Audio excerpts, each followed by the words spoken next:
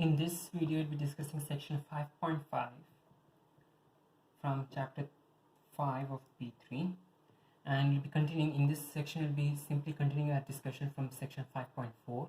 In section 5.4, we noticed how we learned how by linearizing the data, we can find the values of unknown constants in your exponential growth hypothesis, in the exponential growth functions and formulae. In this section, we'll be discussing how to use exponential modeling to understand aspects of functions. The first example that you're going to look into is, before we move on to the first example though, again, to summarize, there are two kinds of exponential functions. There are exponential growth functions where the growth takes place exponentially, and in this cases the rate of growth is always going to be positive. Okay, the rate of growth or the derivative dy by dx is always going to be positive. Okay, exponential growth is always going to increase. On the other hand, exponential decay is always going to be a decreasing function, or dy by dx, the gradient function, is always going to be negative. And along with that, the other thing that you need to know is, back in section 5.2, we learned that e raised to x, the derivative of e raised to x, and the derivative of e raised to x is e raised to x.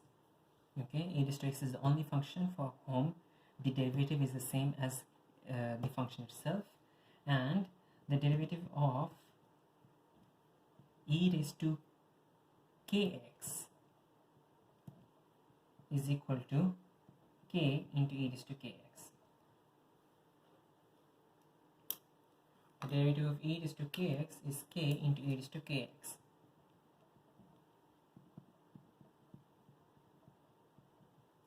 Okay, the constant over here just comes out, and the rest of the function just gets copied down. Alright, now moving on to the first example. The first example you'll be doing is example 9 on page 116.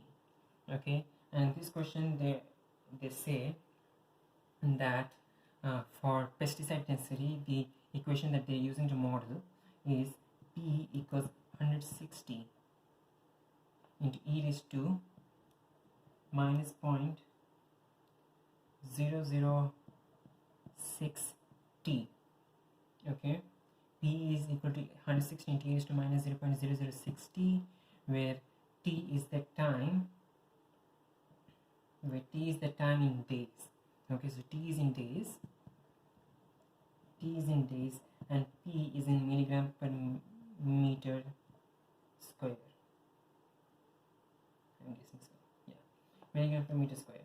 Now the first part of the question says to model the density of the pesticide after 15 days. So this is simply substituting and finding the answer. So after 15 days, or in other words, if t is equal to 15, okay, after 15 days, in mathematical language, this is going to be t equals 15.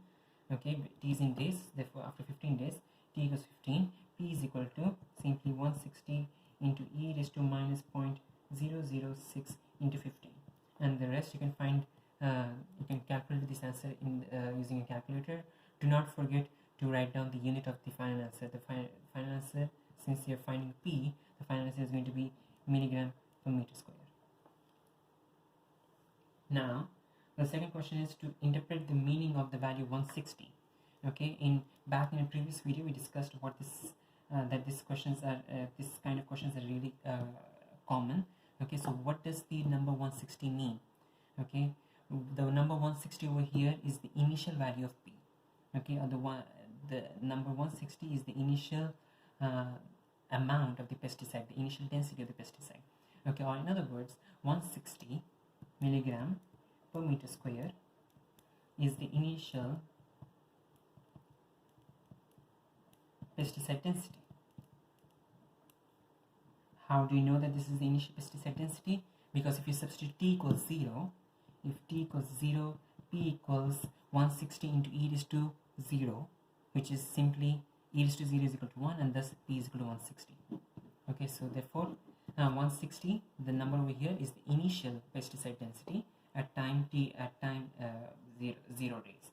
Okay, in the third part of the question, we have to express dp by dt as in the form kp.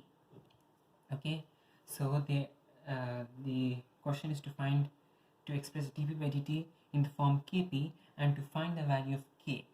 Okay, so let's start with the original equation. P equals 160 into e raised to minus 0.006 t, and from here we differentiate both sides of the equation with respect to t. So on the left hand side, p becomes dp by dt.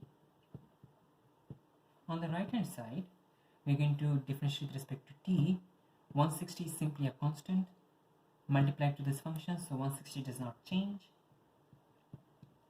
E raised to minus 0.006 t is going to become minus 0.006 times e raised to minus 0.006 t. We are going to use the same rule, d by dx of e raised to kx is equal to k into e raised to kx. The coefficient repeats itself. Okay, so here e raised to minus 0.006 t becomes minus 0.006 into e raised to minus 0.006 t.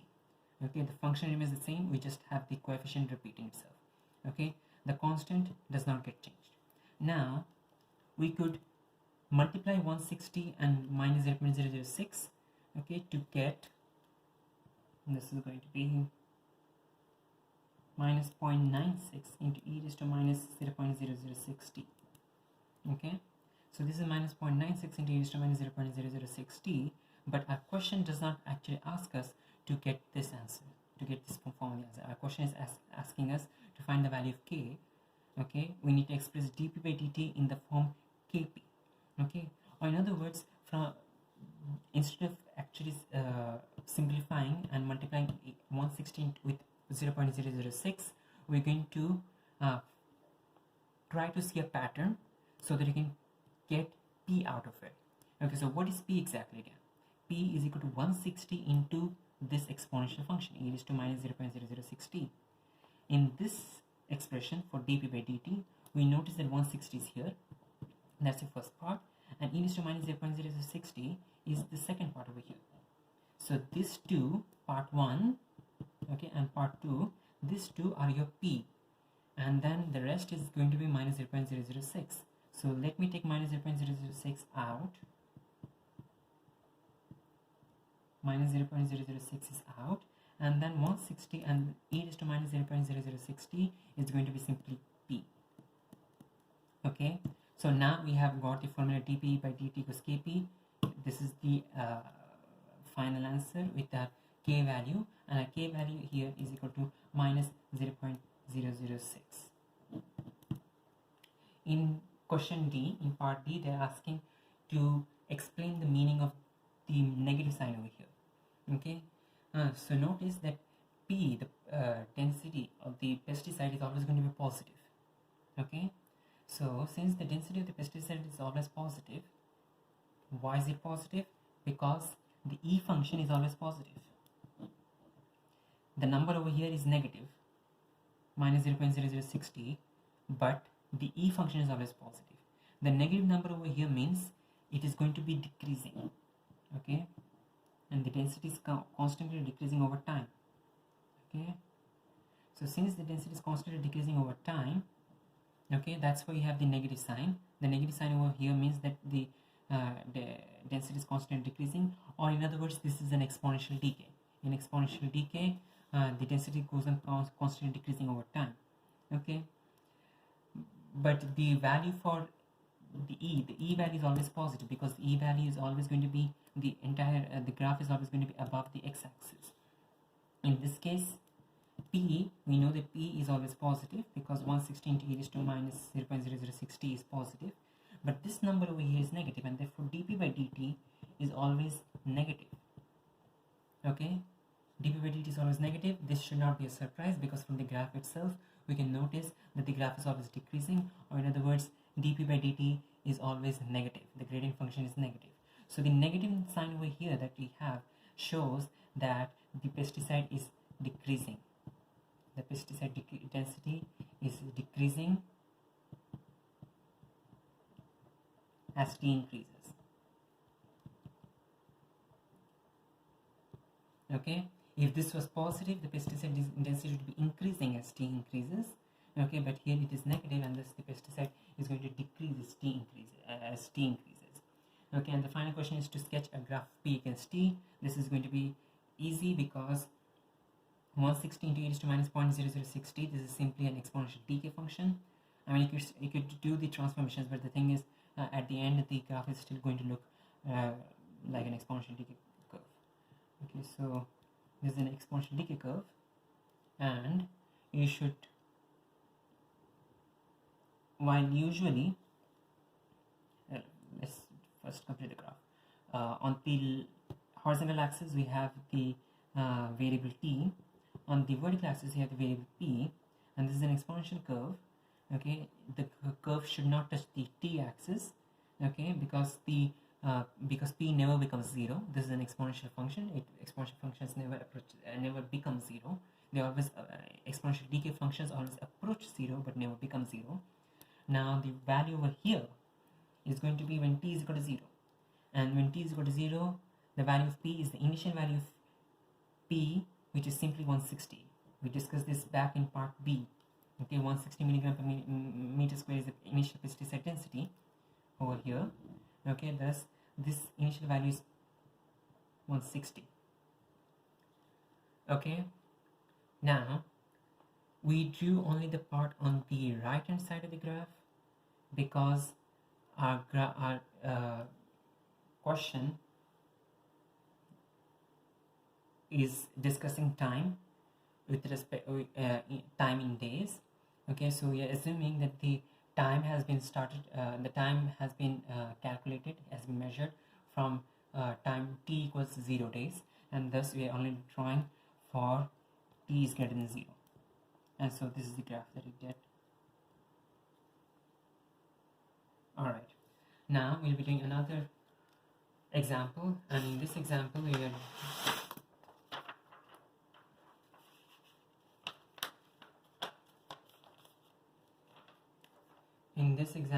we'll be doing question number 3. Question number 3 from exercise 5e on page 117.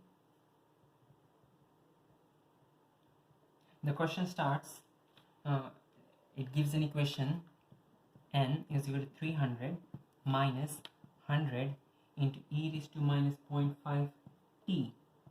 Okay, and here n equals 300 minus 100 into e raised to minus 0.5 t gives the number of people that are infected with a disease. Okay, so n is the number of people that are getting infected with the disease, and t is the time in years after it was first seen. Okay, so t is in years. Okay, this you need to be always careful about the units. N is the number of people, because often the question, for example, in this question, t is in years, but if the question if one of your sub parts of the question gives, let's consider if t is equal to 1065 not 1065, if t is equal to 1195 days, well, in that case you're not going to substitute t equals 1195, you're going to substitute t equals 3, because 1195 days is actually equal to 3 years, and you need to substitute t in years, not in days.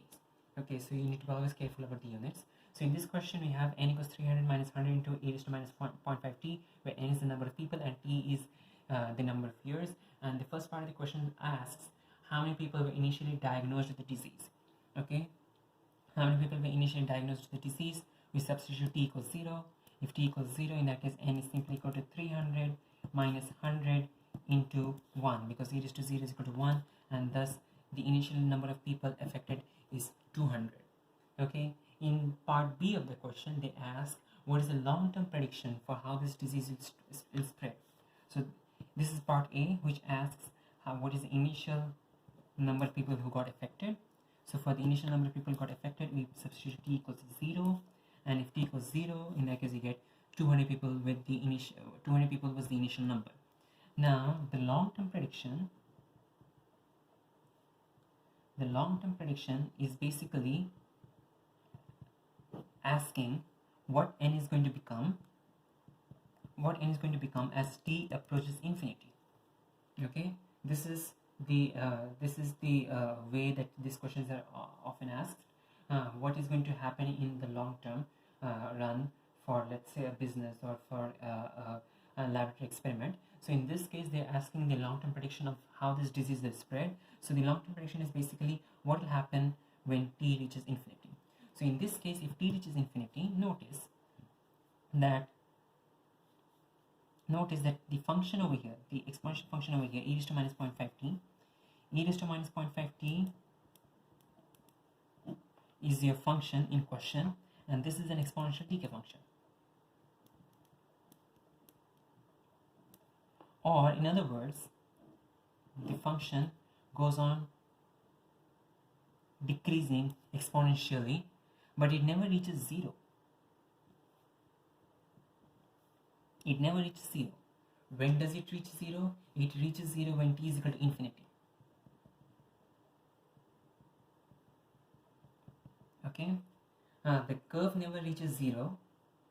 Okay, but we are assuming that when t is infinity, e raised to minus 0.5t is equal to 0. Okay, that's the convention that we are using. Okay, because the graph, the curve is going to go on getting closer and closer to the x-axis, or to the asymptote y equals 0. And it is going to get closer and closer.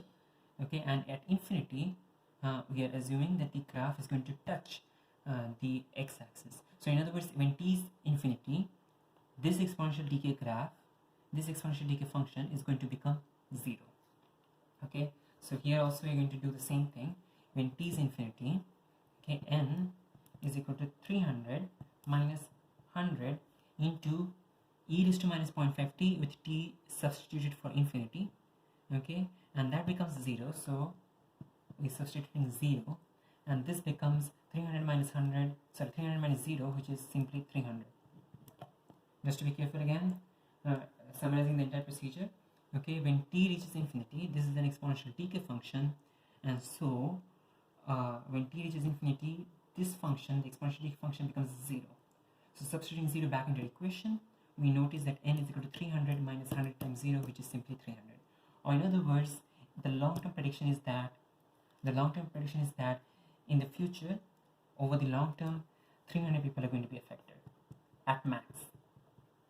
300 people are going to be affected at max. 300 people are going to be affected in the long run.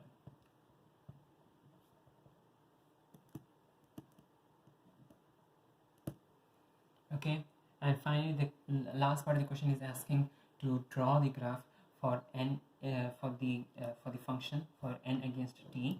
Okay, now we could start from e raised to 0.5t, e raised to minus 0.5t. So let's consider e raised to minus 0.5t here,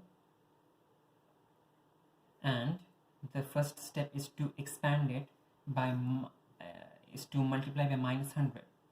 Okay, so minus 100 basically means we stretch it vertically by 100 and then flip the graph because of the minus, so we get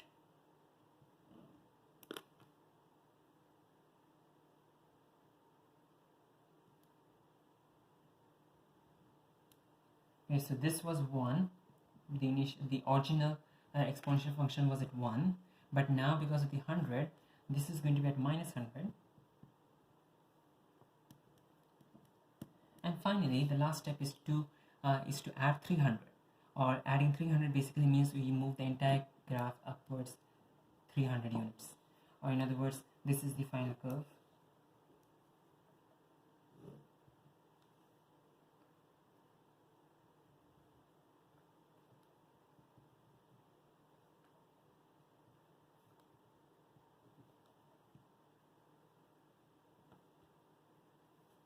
Make sure that the variables are correct. So t is on the x-axis and n is on the y-axis. Okay, so this point minus 100 moves upwards 300 units, so that becomes 200, and the asymptote, okay, asymptote y equals 0 now moves to 300. Okay, so this is your final graph. Now, since again the question is with respect to time and you're considering a real life situation, and we are assuming that the model is only valid if t is greater than 0. Okay, and so you're going to draw the graph only when t is positive. Okay, only when time is positive you're going to draw the graph, and so this is your final graph. Notice that this graph should not be touching the asymptote, okay, because it is an exponential decay graph, and the exponential decay or exponential growth does not make exponential decay or exponential growth, either of the curves are not going to touch the asymptote. Okay, and notice the values over here though. Okay, 200 and 300. Okay, this actually match with what we got in the previous two parts. In the first part we had to find out the initial number of people affected, and the initial number of people affected was 200. Notice that a graph starts from 200. At t equals 0, the number of people affected was 200. Okay, and the final prediction is the long-term prediction was 300 people are going to be affected. Notice that 300 is an asymptote value. Okay, in the future when t reaches infinity, as t reaches infinity, n is going to reach 300 people. Okay, if as t reaches infinity, we are using an arrow to denote this. As t reaches infinity, as t tends towards infinity, that's the meaning of the arrow sign, n tends towards 300. Okay, n is going to become closer and closer to 300. N is never going to be equal to 300 because this graph is never going to touch that line, but n is going to become closer and closer to 300, and that's what you refer to when you use this arrow sign over here. Okay, so again, the first part of the question, 200 is over here. The 200 is the initial number of people affected, and 300 is the final number of people affected. Okay, n tends towards 300. 300 people are going to be affected in the long run. Okay, overall, and those are the two important features of the graph. Now, while to draw the graph we started from the original basic function and we did step by step to reach the final function, but usually as long as you know the initial value and the final value, you can actually draw the curve easily. Okay, so let's consider another example. In this example we are going to consider the curve q is equal to 500 plus 100 raised into e raised to 0.3t. Okay, so q equals 500 plus 100 into e raised to 0.3t. Okay, notice 500 plus 100 into e raised to 0.3t. Notice that in this question the value over here, okay, the coefficient is positive. In other words, this is not an exponential decay function that we had previously. This is going to be an exponential growth function. Okay, so the exponential growth function, so let's consider the initial value. The initial value is going to be 600. Okay, why? Because if you substitute t equals 0,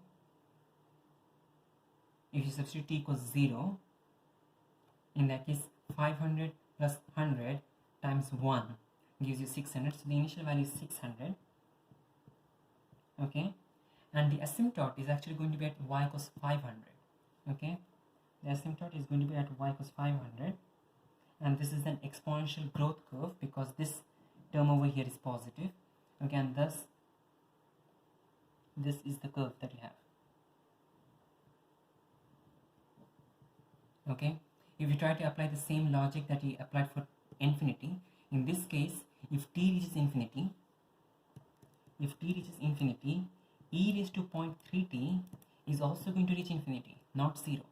Okay, because e raised to any positive number, okay, as the number over here increases, okay, notice that this is an exponential growth curve. Okay, e raised to 0.3t is going to become bigger and bigger and larger and larger, and is going to reach infinity as t reaches infinity. On the other hand, if you consider the other side of the spectrum, okay, the number line, okay, as t reaches minus infinity, okay, if t reaches minus infinity, in that case e raised to 0.3t, this is going to become more and more negative. Okay, or in other words, this number 0.3t is going to become more and more negative, e raised to 0.3t is going to become smaller and smaller, and this is going to become 0. Okay, so as t reaches minus infinity, the exponential function reaches 0. As t moves on for positive infinity, this growth function is going to approach infinity. Okay, so over here, the negative part of the part of the curve on the left side, okay, is going to get closer and closer to the asymptote, but it's never going to touch the asymptote. Okay, but the part on the right hand side is going to get further away from the asymptote. Okay, and it's going to reach infinity. Okay, now to finally complete the curve, we put down the variables q and t. Overall, just to explain the entire thing again, just to summarize the entire procedure, 500 is the value when t reaches negative infinity. When t reaches negative infinity, the exponential term is 0, the entire term cancels out. 500 is the value of the asymptote. 100, okay, when t is equal to 0, okay, the initial value when t is equal to 0 is 500 plus 100, and that is 600, and that point is what you have on the curve.